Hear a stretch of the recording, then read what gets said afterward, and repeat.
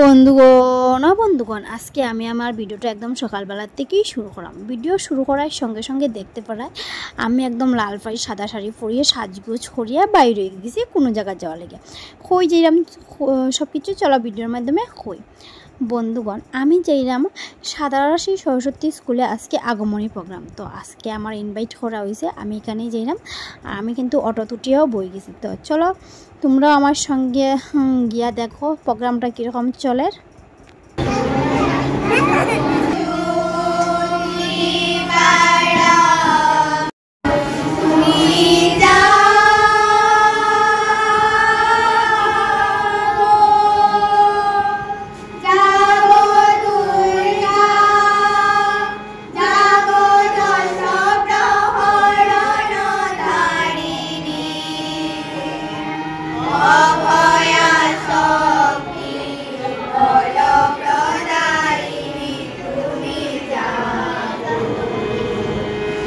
বন্ধুগণ এখন শুরু হয়েছে ছোটো ছোটো বাচ্চারার নাচ।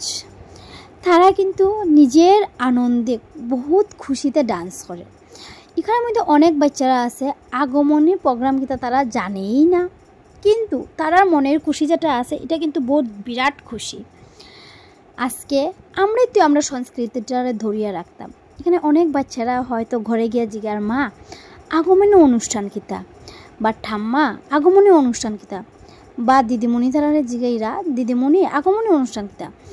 এই যে বাচ্চারা আজকে সবের কাছ থেকে জানবো শিখবো, এটা কত বড় জিনিস একটা, ঠিক না নিন? তো আমরা নিজের সংস্কৃতিটারে আমরা নিজেই ধরিয়ে রাখতাম। তো এখানে দেখো সব বাচ্চারা কিন্তু খুব খুশিতে একদম মনের আনন্দে নাচ করে। আর এখনের বাচ্চারা আমি বেশিরভাগ দেখছি মোবাইল বা টিভি দেখিয়া খালি নেগেটিভ না পজিটিভ জিনিসগুলো তারা কিন্তু লয়।